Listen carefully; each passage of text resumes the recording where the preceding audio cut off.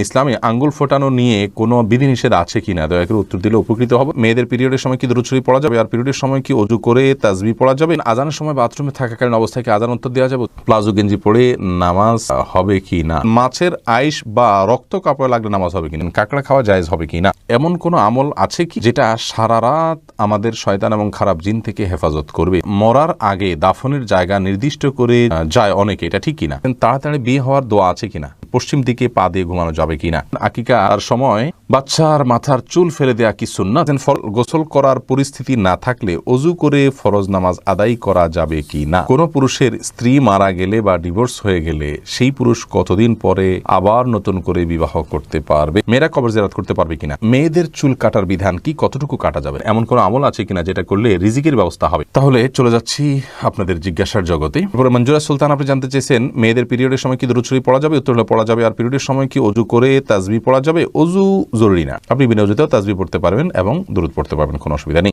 ইসরাত বর্ণা আপনি জানতে চেয়েছেন আজানের সময় বাথরুমে থাকাকালীন অবস্থায় কি আজান উত্তর দেওয়া যাবে? উত্তর হলো না। বাথরুমে যেহেতু আল্লাহর নাম নেওয়া এবং জিকির করা হাদিসে নিষেধ রয়েছে, অতএব আপনি বাথরুমে বসে এই কাজটি করতে পারবেন না, বরং সেখানে বসে যথাসম্ভব আপনি মনে মনে জিকির করতে পারেন। বের হয়ে যদি আজান পান তাহলে সেক্ষেত্রে আপনি বের হওয়ার উত্তর দিতে পারেন। ফাতেহা জান্নাত জানতে চেয়েছেন প্লাজো গেঞ্জি পরে নামাজ হবে কি না বড় হিজাব পরে?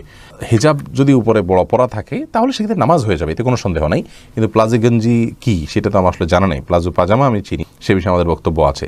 ঘরে প্লাজো গেঞ্জি পরলে গুনাহ হবে কিনা, যেহেতু এটার ধরনটাই আমার জানা নেই, ইনশাআল্লাহ এটা আমরা নোট নিচ্ছি, এই সম্পর্কে আমরা জানতে পারি, আমাদের জানানোর চেষ্টা করবো আপনাদেরকে ইনশাআল্লাহ। তাসলিমা আক্তার জানতে চেয়েছেন মাছের আইশ বা রক্ত কাপড়ে লাগলে নামাজ হবে কিনা? মাছের রক্ত কাপড় লাগলে হবে না, এটা শরিয়ার দৃষ্টিকোণ থেকে এটা আসলে রক্ত নয়। অতএব এই রক্ত যদি আত্মাচারা প্রবাহমানও নয়, বিধায় এই রক্ত কাপড়ে লাগলে নামাজ হবে, কোনো অসুবিধা নেই। আইশ লাগলে তো হবেই, কোনো অসুবিধা নেই। লুৎফুর আনোয়ার জানতে চেয়েছেন কাঁকড়া খাওয়া জায়েজ হবে কি না? কাঁকড়া খাওয়া জায়েজ হওয়া না হওয়া নিয়ে ওলামায়ে কেরামের মধ্যে পার্থক্য আছে, ইমামদের মধ্যে পার্থক্য আছে। ইমাম আবু হানিফার মতে এটি মাকরুহ, অন্যান্য অনেক ইমামের মতে এটি সম্পূর্ণ জায়েজ আছে, কিন্তু হারাম কারোর মতে না। সাবেদ পপি আপনি জানতে চেয়েছেন এমন কোনো আমল আছে কি যেটা সারা রাত আমাদের শয়তান এবং খারাপ জিন থেকে হেফাজত করবে? সূরা বাকারার আপনার আয়াতুল কুরসি যেটি আছে সেটি আমাদেরকে শয়তান থেকে ইনশাআল্লাহ নিরাপদে রাখবে। এছাড়া 3 কুল সূরা ইখলাস, সূরা ফালাক, সূরা নাস 3 বার রাতে পড়ে শুইবেন, ইনশাআল্লাহ শয়তান থেকে আল্লাহ তাআলা আপনাকে আশ্রয় রাখবেন। আয়াতুল কুরসি পড়ে ফু দিয়ে পুরো শরীর মুছে তারপরে শুবেন। মাহমুদুল হাসান লিজন জানতে চেয়েছেন পশ্চিম দিকে পা দিয়ে ঘুমানো যাবে কিনা? কেবলার দিকে পা দিয়ে ঘুমানো যাবে কিনা? পশ্চিম দিকে বলতে আমাদের জন্য পশ্চিম দিকে, কিন্তু যারা পশ্চিমা দেশগুলোতে আছেন তাদের জন্য অন্য কোনো দিকে হবে। অতএব যে যেখানে আছেন তার জন্য কেবলার দিকে পা দিয়ে ঘুমানো যাবে না, এলো প্রশ্ন। এই প্রশ্ন উত্তর হলো যে কোনো হাদিসে আসলে কেবলার দিকে পাও দিয়ে ঘুমাতে নিষেধ করা হয়েছে এরকম কোনো হাদিস কিন্তু নেই, পাই না আমরা। অতএব কেবলার দিকে পা দিয়ে ঘুমানো মৌলিকভাবে কোনো হাদিসে নিষিদ্ধ কোনো বিষয় নয়। তবে যেহেতু কেবলা সেদিকে আছে, আমার কাছে যদি খারাপ লাগা কাজ করে কেবলার প্রতি শ্রদ্ধার জায়গা থেকে, তাহলে সেক্ষেত্রে অন্যদিকে আমি পা দিয়ে শোলাম, সেটা ভালো, উত্তম। মোহাম্মদ রিয়াজউদ্দিন নূর নবু আপনি জানতে চেয়েছেন মরার আগে দাফনের জায়গা নির্দিষ্ট করে যায় অনেকে, এটা ঠিক কিনা? এটা আপনার এই অর্থে ঠিক যে যদি আমি শহরে মারা যেতে এখানে দাফন করিও, অমুক কবরস্থানে দাফন করি বলা যেতে পারে, কিন্তু তার লাশ যদি অন্য কোথাও তিনি মারা যান তাহলে লাশকে সেই জায়গায় দাফন করার জন্য নিয়ে যাওয়া সঠিক নয়, এবং এভাবে বলে যাওয়া সঠিক নয়। অতএব যদি কেউ কম বলে যান যে আমি যেখানে মারা যাই না কেন লাশ আমার অনুযায়ী দাফন করবে, সেটা সঠিক নয়। কিন্তু যদি বলেন যে আমি এই শহরে মারা গেলে বা এখানে মারা গেলে আমাকে অমুক জায়গায় দাফন করবে, তাহলে এরকম আর্গুমেন্ট পেশ করাতে সমস্যা নেই। সাউদ আর সুরাইম আইডি থেকে আপনি জানতেছেন তাড়াতাড়ি বিয়ে হওয়ার দোয়া আছে কিনা? না ভাই, তাড়াতাড়ি বিয়ে হওয়ার জন্য আসলে বিশেষ কোনো দোয়া নেই। তবে সূরা ফুরকান আয়াত নম্বর 74 রব্বানা হাবলানা মিন আজওয়াজিনা, এই রব্বানা থেকে আয়াতের শেষ পর্যন্ত এটুকু বিভিন্ন সময় বারবার করে পড়বেন, বিনা ওযুতেও পড়তে পারেন, কোনো নির্দিষ্ট সংখ্যায় নাই, বিশেষ করে পড়বেন। এখানে আল্লাহর কাছে নেককার জীবন সঙ্গী পাওয়ার জন্য দোয়া রাখা হয়েছে, আপনি সেটা পাঠ করতে পারেন। কিন্তু স্পেসিফিকলি কোনো আমল নাই যেটা আমল করলেই আপনার দ্রুত বিয়ে হয়ে যাবে। আপনি উপার্জন করবেন, অভিভাবকদেরকে বোঝাবেন, এবং কোন পরিস্থিতি আপনার কী করণীয় কোনো আলেমের কাছ থেকে ডিরেকশন নিয়ে আপনি ডিসিশন নেবেন, ইনশাআল্লাহ বিদিনিল্লাহ আল্লাহর বলে আমি সহজ করে দিবেন। সুলতানা পারভিন জানতে চেয়েছে আকিকা আর সময় বাচ্চার মাথার চুল ফেলে দেয়া কি সুন্নাত? দেখুন, আকিকার সময় বাচ্চার মাথার চুল ফেলে দেয়া এটা 7ম দিনে করা সুন্নাত। আজকাল ডক্টরগণ নিষেধ করেন এবং এটাকে তারা ক্ষতিকর মনে করেন। ডক্টরগণ সব কিছু তারা বুঝে ফেলবেন এমনটি নয়। বিজ্ঞান চলমান একটি বিষয়, অর্থাৎ বিজ্ঞানের যে বিভিন্ন ধারণা এগুলো আপনার পরিবর্তন হতে থাকে এবং পরিবর্তন হওয়াটা একটা চলমান ইস্যু। তারা আজকে যেটাকে ক্ষতিকর মনে করছেন কিছুদিন পরে হয়তো উপকারী মনে করবেন, কিন্তু ওহী থেকে যে জ্ঞান এসেছে সেটা অপরিবর্তনশীল। সেখানে আপনার ভুলের কারণে কোনো কারেকশন করার মতো কোনো অপশন নেই, যার কারণে এটা করা যাবে। হ্যাঁ, কোথাও যদি আপনি এমন কোনো জায়গায় আছেন যে সেখানে এটা করতে পারবেন না, তো এটা জরুরি না, ফরজ ওয়াজিব কিছু না, সুন্নাহ, আপনি পরবর্তীতে করলেও করতে পারেন। শাহাবুদ্দিন সরকার জানতে চেয়েছেন ফরজ গোসল করার পরিস্থিতি না থাকলে অজু করে ফরজ নামাজ আদায় করা যাবে কি না। পরিস্থিতি নাই বলতে কি, যদি এমন হয় আপনি যেখানে আছেন সেখানে দীর্ঘ 2-3 মাইল এরিয়া পর্যন্ত কোনো পানি নেই, অথবা আপনি পানি আনতে পারেন সেরকম কোনো ব্যবস্থাপনা নাই, পায়ে হেঁটে মাইল যাওয়া ছাড়া উপায় নেই, তাহলে সেক্ষেত্রে আপনি তায়াম্মুম করতে পারেন। অল্প পানি থাকলে সেটা দিয়া আপনি অজু করলেন। কিন্তু পরিস্থিতি নাই বলতে লোকজন দেখে যাবে, আপনার কাপড় ভিজে যাবে, দ্বিতীয় কাপড় নাই, ভিজা কাপড় দিয়ে আমার নামাজ পড়তে হবে, বা এরকম কোনো কজ যেগুলো আসলে আপনার জন্য কঠিন হলেও অসম্ভব নয়, তাহলে সেটাতে সেই পরিস্থিতিতে আপনার এটা চলবে না। আর ফরজ গোসলের বিপরীত হলো মূলত তায়াম্মুম। যদি করতে না পারেন তাহলে সেক্ষেত্রে আপনি তায়াম্মুম করবেন। নাদিয়া আক্তার আপনি জানতে চেয়েছেন কোনো পুরুষের স্ত্রী মারা গেলে বা ডিভোর্স হয়ে গেলে সেই পুরুষ কতদিন পরে আবার নতুন করে বিবাহ করতে পারবে। পুরুষ আপনার কমপক্ষে 3 দিন পর্যন্ত তিনি তো অবশ্যই শোক পালন করবে, তার স্ত্রী মারা গেছেন, তারপরে তিনি চাইলে বিবাহ করতে পারবেন। অর্থাৎ তার জন্য তো আসলে ইদ্যতের বিষয় নয়, জাস্ট আপনার তার শোক কেটে গেলে এবং তিনি যে কোনো সময় তিনি বিয়ে করতে পারেন। কোনো মহিলার স্বামী মারা গেলে বা ডিভোর্স হলে সেই মহিলা কতদিন পর আবার নতুন করে বিয়ে করতে পারবেন। মেয়েদের ব্যাপার হলো যদি স্বামী মারা যান তাহলে 4 মাস 10 দিন পর, আর যদি ডিভোর্স হয় তাহলে 3টা মাসিক বা আপনার 3 মাস পর তিনি অন্যত্র বিয়ে করতে পারবেন। আর যদি তার গর্ভে কোনো সন্তান থাকে তাহলে গর্ভের সন্তান প্রসব করার পর তিনি যখন পবিত্র হবেন তখন তিনি বিয়ে করতে পারবেন।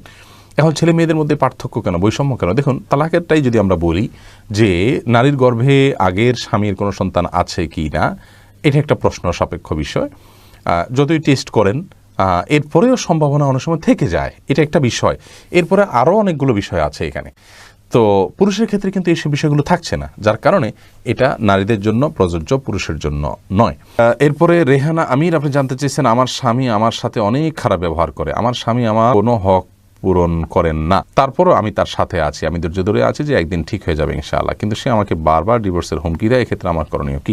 আপনার স্বামীকে কাউন্সেলিং করানো উচিত, কোনো ভালো আলেম, কোনো ভালো মানুষের কাছে নিয়ে তাকে বোঝানো উচিত। তিনি যে ভুল করছেন, তিনি যে অন্যায় করছেন, তিনি যে গুনাহ করছেন, এই জিনিসটা তাকে যদি বোঝানো যায় ইনশাআল্লাহ বিদিনিল্লাহ এই সমস্যার সমাধান হবে বলে আমরা আশা করছি। আর যদি তাতে কাজ না হয় তাহলে সেক্ষেত্রে আপনার এই অধিকার আছে, আপনি চাইলে তাকে আপনি তার সাথে ছড়াছাড়ির উদ্যোগ আপনি নিতে পারেন যদি আপনার জন্য সেটি অসহনীয় পর্যায়ের হয়। এস এম মঈদ আপনি জানতে চেয়েছেন ইসলামে আঙ্গুল ফোটানো নিয়ে কোনো বিধিনিষেধ আছে কিনা, দয়া করে উত্তর দিলে উপকৃত হব। সালাতের মধ্যে নামাজরত অবস্থায় আঙ্গুল ফোটানো নিষেধ আছে। এক তো হলো এটা নামাজের মনোযোগের খেলাফ, নামাজের মধ্যে যে আমাদের খুদু অবলম্বন করতে হয় একেবারে একাগ্র চিত্তে এবং আপনার ধীরস্থির এবং আপনার স্থির ভাবে সালাত আদায় করতে হয়, সেই স্থিরতার খেলাফ এই আঙ্গুল ফোটানোটা, এই জন্য এটা হাদিসে নিষেধ আছে এবং এটাকে মাকরুহ বলা হয়েছে। তবে মৌলিকভাবে আঙ্গুল ফোটানোটা যেহেতু অস্বাস্থ্যকর একটি বিষয় এখন আমরা বিজ্ঞান থেকে এটি জানতে পারি, অতএব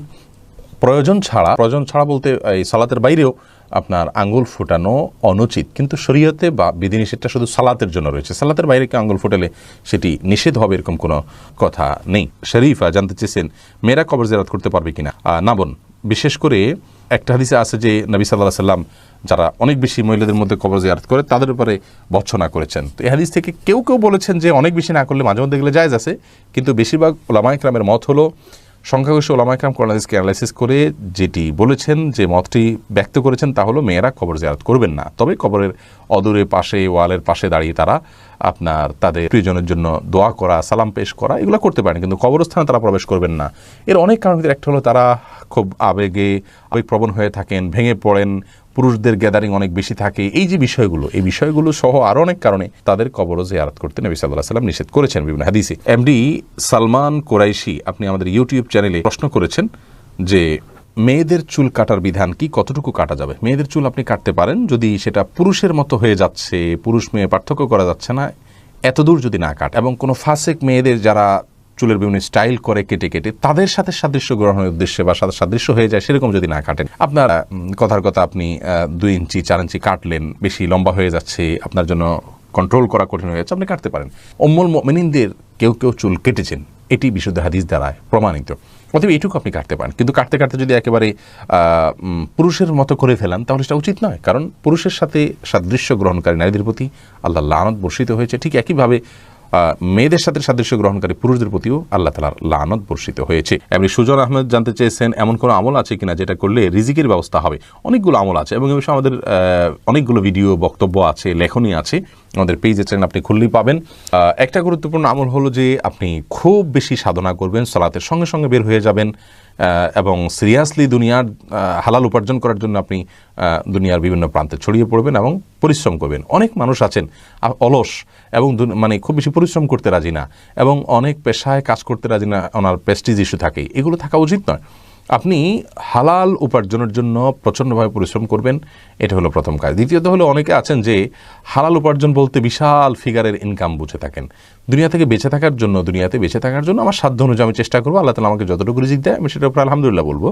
এটাই আমাদের হওয়া উচিত। আমি আমার নিজেকে ডেভেলপ করার চেষ্টা করব, কিন্তু টার্গেট বানিয়ে নিলাম যে হালাল উপার্জন মানেই হলো 50,000 টাকা স্যালারি, আমি 10-20 হাজার টাকা পাচ্ছি, 5,000 পাচ্ছি, সেটাকে আমি মনে করছি যে না এইটাকে আমার জীবনে চলে নাকি।